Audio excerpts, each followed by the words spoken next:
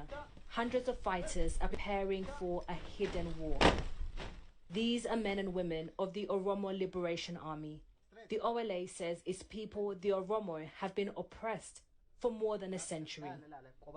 This is an old armed struggle, but many of the people here that you can see were not born when the Oromo Liberation Army was first formed in the 1970s. Today, as Ethiopia faces many conflicts and challenges, this group sees new opportunities. Osoo wareegama guddaan hin bahin akkaatuma itti yaanee guutumaa guutuutti Oromiyaa itti dhuunfannu keessatti hojjetaa jirra, kanas itti milkaa'aa jirra, Finfinneenis marfama keenya keessa jirti. We cannot independently verify the OLA's claims, but if true, they would have been unthinkable just 12 months ago. Ethiopia's new government is under immense pressure. In the north, Tigrayan rebels are fighting government forces and their allies. In recent months, this war has spread to the neighbouring regions, while elsewhere, ethnic conflicts are simmering. And in Oromia, violent protests have rocked part of the region. And the OLA has waged its guerrilla war for the right to choose independence. The government's response has been tough. In this video shared on social media, 2 young men are marched into the bush, allegedly by the police. Human rights groups have accused authorities of indiscriminate killings and mass arrests.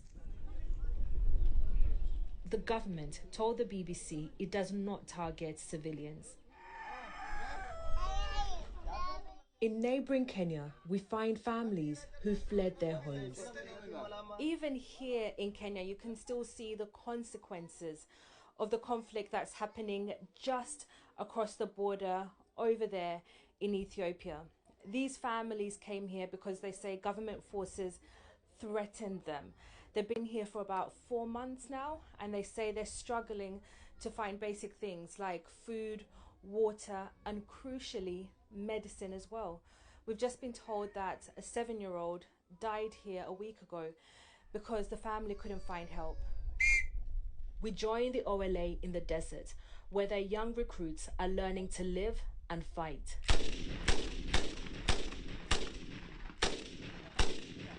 A lot of young people here are disaffected with the government, and with so many politicians and opposition leaders currently in detention, a lot of them are seeing this as the solution.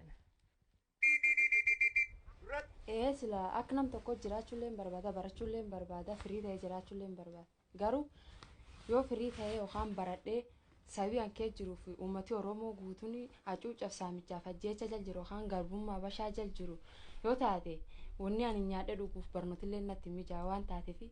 But the OLA has also been accused of atrocities. These images were given to us by Amhara activists.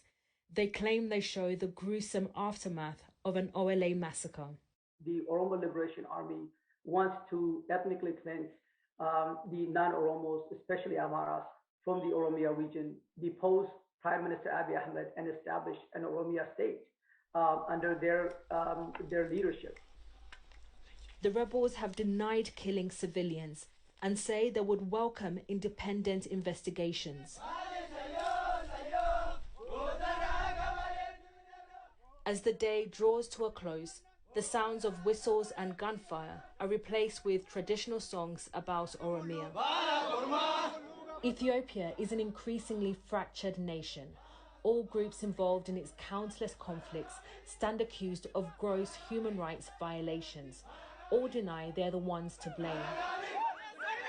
But what's certain is that it's ordinary people who are suffering, and that seems unlikely to end anytime soon.